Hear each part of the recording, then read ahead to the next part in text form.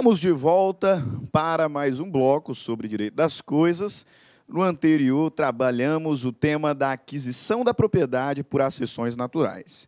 Então, nós falamos sobre formação de ilhas, aluvião, avulsão, falamos sobre alvéolo abandonado, formas originárias de aquisição da propriedade por acessão natural, seja acréscimo da propriedade independente da vontade do adquirente. Em algumas situações, tem que indenizar para confirmar a vedação do enriquecimento sem causa. Noutras, não. Noutras, não, como é o caso da aluvião, que não indeniza, enquanto que a avulsão, sim, indeniza. Prazo decadencial de 1 ano para o prejudicado exigir a reparação. Ok? Agora nós caminhamos na nossa matéria para tratar sobre as acessões industriais. E por que essas formas de aquisição são chamadas de acessões industriais? Porque nesses casos aqui, a propriedade ela é adquirida por ato decorrente da vontade do adquirente. Ok?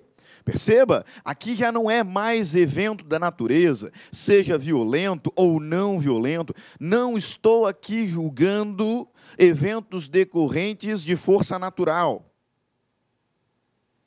Nesse caso, estamos diante de aquisição da propriedade por acessão industrial, assim chamada porque temos um elemento volitivo. Aqui não é fato jurídico natural. Aqui é fato jurídico humano. Você se lembra lá das aulas da parte geral do Código Civil? O estudo sobre os fatos jurídicos? Considera-se fato jurídico todo acontecimento relevante para o direito, porque é capaz de criar, modificar, transmitir ou extinguir direitos. E aí esses fatos chamados jurídicos, eles se dividem em fatos naturais, porque decorrem da força da natureza, e fatos humanos. Nessa parte da nossa matéria fica muito claro que a aquisição da propriedade imóvel por acessão natural é a aquisição da propriedade imóvel em decorrência de fato jurídico stricto sensu. No mais das vezes, fato jurídico stricto sensu extraordinário, pois incomum, em algumas situações até mesmo imprevistos. A acessão industrial, aí a história muda. Aqui também estamos diante de fato jurídico, porque esses acontecimentos criam direitos, modificam direitos. Direito real de propriedade. Mas, aqui há a influência da vontade humana. Então, neste caso, estaremos diante de fato jurídico humano, que também é chamado de ato jurídico. Ok? Então, venha para a lei, artigo 1253 do Código Civil. Artigo 1253 do Código Civil. Toda construção ou plantação existente em um terreno presume-se feita pelo proprietário. E, por conta disso, à sua custa e a ele aproveitará. Meus caros, quando nós falamos de acessão industrial, basicamente estamos tratando sobre construção e plantação. Tenho um terreno ali vazio. Se eu construo algo nesse terreno, portanto, manifesto a minha vontade, realizo um ato jurídico de construir ali um imóvel, plantar algumas árvores. A quem pertencerá essas acessões, essas construções e plantações? A mim, dono do terreno. O que o legislador está falando aqui no artigo 1253 é, portanto, a regra geral. A regra geral pela qual toda construção, plantação existente em um terreno presume-se feita pelo proprietário. Agora, acontece que esta presunção, ela não é uma presunção absoluta. Esta presunção é uma presunção iuris tantum. Iuris tantum, o que significa que esta é uma presunção relativa. Comporta prova em contrário.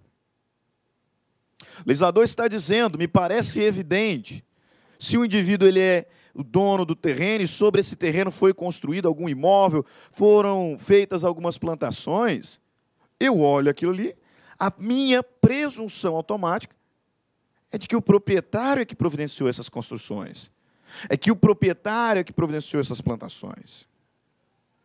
E desta forma, naturalmente, tais acessões serão acrescidas à sua propriedade. Professor, então onde que está o conflito? Onde que está a dificuldade? Imagine a situação em que você é dono de um terreno. E alguém adentra ao seu terreno e nele constrói um imóvel, e nele faz plantações. E aí? Quem é o dono dessas acessões? Quem é o dono do imóvel que foi ali construído? Das plantações que foram ali realizadas? Quem é o dono? Pelo princípio da acessoriedade, me parece evidente que o dono do imóvel, dono do terreno, se tornará, por consequência, proprietário das acessões. Princípio da acessoriedade. Princípio da gravitação jurídica. Se o imóvel é seu e a presunção do que o que lá foi construído é de que foi construído por você e pertencerá a você. Pertencerá a você. Se alguém adentra no seu terreno e faz ali alguma espécie de edificação, me parece razoável dizer que essas acessões serão acrescidas à sua propriedade. Só que aí tem um detalhe. Você terá que indenizar? Será que aquele que construiu no seu terreno tem direito à indenização? Ou vamos imaginar uma situação diferente. Você está lá no seu terreno, constrói no seu terreno, utilizando os seus materiais, mas, por um problema ali na demarcação, a sua construção extrapola os limites divisórios entre você e seu vizinho. E aí? Como solucionar o problema?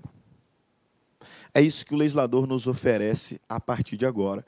Ele nos traz a regra, instituindo aqui uma presunção, mas uma presunção iuris tantum, porque comporta prova em contrário. E a partir de então, ele começa a imaginar uma série de situações de conflito de interesse e então a propor soluções. Vai propor soluções. Mas antes disso, eu quero compartilhar com vocês um entendimento da Maria Helena Diniz, porque ela nos dá exatamente o parâmetro que o legislador utilizou para cada uma das soluções. Porque eu concordo com você, por vezes é muita coisa, não dá para decorar tudo, não dá, poxa, não dá. E é exatamente nesse ponto que você precisa entender alguns institutos. Porque caso não lembre-se da regra exata, tem como raciocinar. E aí a Maria Helena Diniz nos apresenta aqui quais são os fundamentos que levaram o legislador a criar cada uma dessas hipóteses. Então vamos lá? Maria Helena Diniz, uma das melhores doutrinadoras civilistas que temos, diz lá: o dono de um imóvel adquire, mediante a cessão, os bens móveis que a este se incorporarem. O dono do imóvel adquire, mediante a cessão, nesse caso industrial, os bens móveis que a este se incorporarem. Então, os bens móveis que eu peguei e incorporei no imóvel, fazendo parte dele agora. Porque você vai me falar que tijolo é bem imóvel? Até o momento em que esses tijolos foram trazidos e ali postos, cimentados, etc., eram bens móveis. Incorporar ao terreno, que a Maria Helena Diniz está dizendo, é que, em regra, então passa a pertencer ao proprietário do terreno, proprietário do solo. Da mesma forma, peguei os grãos, as sementes, bem móvel, mas no momento em que fiz o plantio, aí se incorporou ao terreno. O dono de um imóvel adquire, mediante a cessão, os bens móveis que a este se incorporarem, pouco importando o preço das construções e plantações em relação ao valor do solo. Na verdade, tem uma exceçãozinha aqui que nós vamos identificar. Isto é assim porque nesse dispositivo aplica-se o princípio da gravitação jurídica. Meus caros, o solo é o principal. É simples. Acessório sequitur principale. O acessório segue a sorte do principal. O solo é o bem principal. E, considerando o princípio da gravitação jurídica, o que é sobre ele construído passa a ser propriedade do dono do solo. Agora, veja então cada uma das regras que vão surgindo a partir desta compreensão, a partir desse entendimento. Veja lá, primeira regra: o que acontecerá se alguém semear ou construir em terreno próprio, mas utilizando sementes ou materiais alheios? Você é dono do terreno. E sobre o seu terreno construiu. Mas amealhou ali materiais, sementes de outrem e aplicou no seu terreno. E aí? Surgiu um conflito de interesse, né? Surgiu um conflito de interesse. Qual que é a solução que você imagina revelada pelo legislador? Me parece evidente. É mais fácil você adquirir a propriedade daquilo que foi construído sobre o seu terreno e indenizar o proprietário o proprietário das sementes, o proprietário dos materiais, do que o inverso, né? O proprietário dos materiais se tornar proprietário do terreno. Princípio da acessoriedade. Artigo 1254. Aquele que semeia, planta ou edifica em terreno próprio,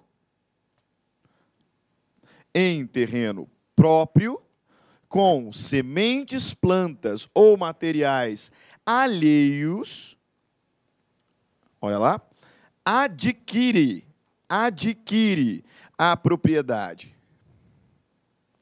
Quem adquire? O dono do terreno. Aquele que planta, constrói em terreno próprio, mesmo que utilizando-se de material alheio, torna-se proprietário daquilo que foi construído, o princípio da gravitação, o princípio da acessoriedade. Mas não é só isso, né? Tem um ponto e vírgula aqui, e a partir de cá nós temos uma regra complementar. Mas fica obrigado a pagar-lhe o valor. O valor das sementes, o valor dos materiais, mais perdas e danos se agiu de má fé. Se de má fé peguei ali materiais, sementes que pertenciam a outra pessoa e sobre o meu terreno edifiquei, me tornarei proprietário daquilo que foi construído. Só que estarei obrigado a indenizar a parte, não só pelo valor, mas também pelas perdas e danos. Agora, se eu fiz de boa fé, para evitar o enriquecimento sem causa, eu vou indenizar só o valor dos materiais ou das sementes. Mas fico obrigado a pagar-lhe o valor, além de responder por perdas e danos, se agiu de má fé. Se agiu de má fé. Primeira situação. Segunda situação. Imagine a hipótese em que alguém plante ou construa em terreno alheio, utilizando-se de materiais ou sementes próprias. Você tem lá o seu material de construção, cimento, tijolo, etc. Você tem lá as suas sementes e pega isso e planta num terreno alheio e constrói num terreno alheio. E agora? Como solucionar? Princípio da acessoriedade. O dono do terreno se tornará dono do acréscimo, da acessão. Tem que indenizar ou não tem que indenizar? Vem para a lei. Artigo 1255 do Código Civil. Aquele que semeia, planta ou edifica em terreno alheio, aquele que semeia, planta ou edifica em terreno alheio, perde. É isso mesmo. Perde. Em proveito do proprietário do terreno, as sementes, plantas e construções. E aí, se procedeu de boa fé, né, se você construiu em terreno alheio, de boa fé, terá direito à indenização. Ok? Com as suas sementes, com as suas plantas, com seus materiais, você semeou, plantou, construiu em terreno alheio. Se você fez isso de boa fé, ou seja, tinha razões para, no caso concreto, por exemplo, imaginar que aquele terreno lhe pertencia. Você adquiriu, você comprou de alguém, pô. Você tinha razões justificáveis para considerar que aquele terreno te pertencia. Portanto, construiu de boa fé. Aí o legislador vai dizer, se essa construção foi de boa fé, então você tem direito à indenização. Interpretação contrário ao senso, se não foi, perdeu o playboy, né? Parágrafo único. Se a construção ou plantação exceder consideravelmente o valor do terreno, vamos fazer aqui um adendo. Esse parágrafo, vou puxar aqui em cima só para escrever ali, tá? Esse parágrafo nos traz uma hipótese de acessão invertida. Acessão invertida. Por que invertida, professor? Simples, né? Porque até agora nós temos visto que o dono do terreno torna-se dono da acessão. Confere. Pois bem, se eu inverti, então o dono do material se torna dono do terreno. É isso mesmo, professor? Isso. Ué, mas e o princípio da acessoriedade? O legislador está considerando aqui no parágrafo único a hipótese dessa construção, dessa plantação, ser de valor muito maior do que o próprio terreno. Então eu inverto a ordem. Ah, professor, então quer dizer que se o indivíduo entrar no meu terreno e fizer lá uma construção muito mais cara, eu vou perder o meu terreno para ele? Pô, que injusto. Se ele fizer de boa fé. Se ele fizer de má fé, não, né? Veja lá, se a construção ou a plantação exceder consideravelmente o valor do terreno, aquele que de boa fé plantou ou edificou, adquirirá a propriedade do solo. Portanto, eu inverti. Mas notem, aquele que de boa fé plantou ou edificou, adquirirá a propriedade do solo, mediante pagamento da indenização fixada judicialmente, se não houver acordo. se não houver acordo. E ainda na segunda regra, artigo 1256 e o seu parágrafo. Veja ali. Se de ambas as partes houve má-fé. Porque agora que você está sabendo disso, você pode ficar um pouco malandro, né? Você tem lá aquele terreno, aí você viu que um sujeito invadiu o seu terreno. Está longe de dar o prazo da usucapião. Então você fica quieto. E aí esse indivíduo construiu ali um imóvel, fez uma plantaçãozinha ali, né? Plantou um milho. Aí na hora que chegou no ponto de colheita, se ajuiza uma ação de reintegração de posse, consegue uma liminar, volta. E aí você disse que aprendeu com o professor Stanley que, pelo princípio da assessoriedade, se você é o dono do terreno, você se torna dono da cessão. Show de bola. Mas você sabia e não fez nada, né? Se você sabia e não fez nada, meu caro, você está de má fé. Você está de má fé. Se o indivíduo entrou no seu terreno sabendo que não lhe pertencia, sabendo que ele não era o dono, e ali construiu, e ali plantou, ele estava de má fé. Mas se você sabendo não fez nada, você também estava. E aí o legislador vai nos dizer que se de ambas as partes houve má fé, adquirirá o proprietário as sementes, plantas e construções, devendo ressarcir o valor das accessões. Parágrafo único. Presume-se má fé no proprietário quando o trabalho, construção ou lavoura se fez na sua presença sem a impugnação. Pô, você sabia e não fez nada. Então você está de má fé. Simples assim. Ok? Terceira regra. Artigo 1257. Essa aqui é uma regra bem absurda, né? Imagina um indivíduo que construiu em terreno alheio, utilizando materiais também alheios. Né? Então, você construiu no terreno de A, utilizando materiais de B. Nada é seu. Agora o conflito é triplo. E aí? Letra da lei, artigo 1257. O disposto no artigo antecedente aplica-se ao caso de não pertencerem às sementes, plantas ou materiais a quem de boa fé os empregou em solo alheio. Que disposto no artigo antecedente? Voltemos aqui, olha o artigo 1256. Se de ambas as partes houve má fé, adquirirá o proprietário das sementes, ou melhor, adquirirá o proprietário do terreno as sementes, plantas e construções, devendo ressarcir o valor das accessões. Então, o que o legislador está dizendo aqui é que, se alguém pega material alheio e constrói sobre terreno alheio, o proprietário do terreno se torna dono das accessões. Mas ele vai ter que indenizar o proprietário das sementes. Ah, professor, e aquele que causou o ilícito? Ele vai responder ao dono do terreno. Percebeu que a relação é tríplice? Tríplice. O indivíduo, dono do terreno sobre o qual foi edificada a seção, tem que indenizar o dono das sementes, que não tem nada a ver com a história. É óbvio.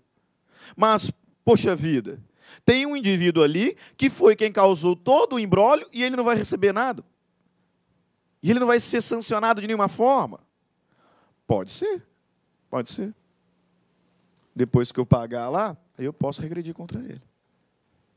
Perceberam? Artigo 1257, o disposto no artigo antecedente, aplica-se ao caso de não pertencerem às sementes, plantas ou materiais a quem de boa fé os empregou em solo alheio. Parágrafo único. O proprietário das sementes, plantas ou materiais poderá cobrar do proprietário do solo a indenização devida quando não puder havê-la do plantador ou construtor. Ok? O proprietário das sementes, plantas ou materiais poderá cobrar daquele que causou todo o problema se ele não conseguir indenização daquele que é o dono do imóvel, dono do terreno. Perfeito? E aí, caminhando para a parte final dessa nossa aula, a cessão industrial, numa situação aqui que é um pouco mais provável, quando eu construo parcialmente no meu terreno, mas acabo por invadir solo alheio. Você constrói no seu terreno, utilizando os seus materiais, mas extrapola os limites geográficos. Adentra ao solo alheio. E aí, pô, eu coloco no chão? Não faria sentido. É antieconômico imaginar que te obrigarei a demolir. E o legislador ele evita ao máximo a demolição ao propor as regras aqui. O que acontece se alguém construir sobre o seu próprio solo, mas acabar por adentrar o solo alheio, invadir o solo alheio? Artigo 1258. Se a construção feita parcialmente em solo próprio invade solo alheio, em proporção não superior à 20ª parte deste, adquire o construtor de boa fé a propriedade do solo invadido, se o valor da construção exceder o dessa parte, e responde por indenização que represente também o valor da área perdida e a desvalorização da área remanescente. Se a construção feita parcialmente em solo próprio invade o solo alheio em proporção não superior à 20ª parte, quanto que é 1/20 em porcentagem? 5%, né? Então imagina lá a situação aqui, ó, tenho 2 terrenos, aí você construiu a sua casinha aqui e acabou por invadir o terreno do lado. Se essa invasão for menor do que 5%, o proprietário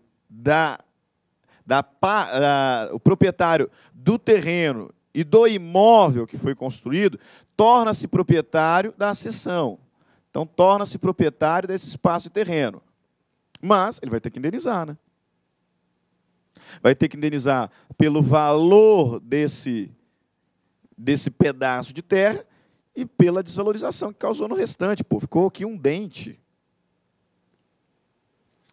Agora, pensando aqui, leia o texto.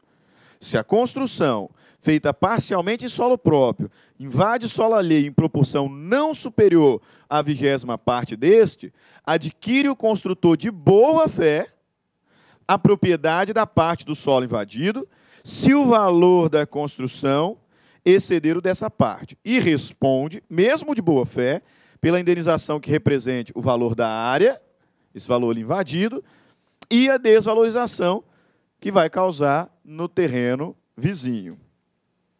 Ah, professor, e se ele agiu de má fé? Aí, meu irmão, aí o caldo vai entornar. Parágrafo único.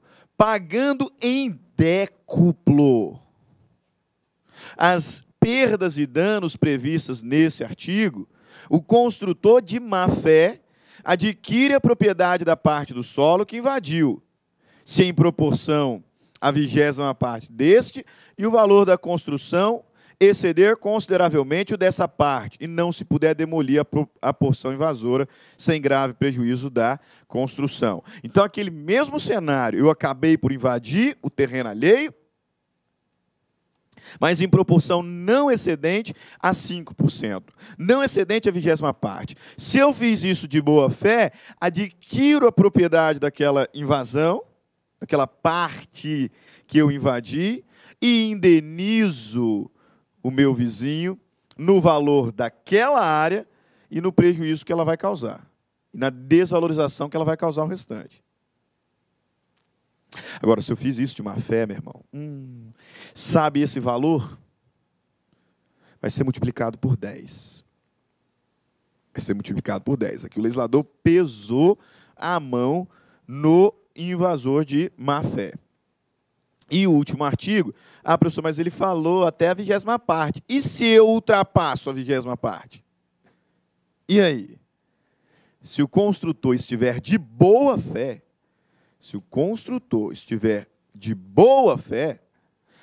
e a invasão do solo alheio exceder a 20ª parte deste, ainda assim, adquire a propriedade do solo invadido. Excedeu a 20ª parte. Ainda assim, se adquire a propriedade do solo invadido. E responde pelas perdas e danos, que abrangerão o quê? O valor da área invadida, acrescida, né? Mais o da área perdida e da desvalorização causada. Agora, se a construção excedeu a 20ª parte e foi feita de má fé, meu irmão, aí demole. Aí coloca no chão. Olha lá depois do ponto e vírgula. Se de má fé, é obrigado a demolir o que nele construiu, pagando perdas e danos apuradas, que serão devidas em dobro. Se eu invadir o terreno alheio, em proporção maior do que a 20ª parte, de má fé, vou ser obrigado a demolir e vou pagar perdas e danos em dobro ainda. Perfeito? Isso foi o estudo sobre as acessões. Acessões naturais, acessões industriais. E aqui terminamos a aquisição da propriedade. Ok? Grande abraço a todos. Voltaremos num próximo bloco, aí falando sobre direitos reais de garantia, penhor, anticrese, hipoteca. Grande abraço. Fiquem todos com Deus e até a próxima aula. Clique like.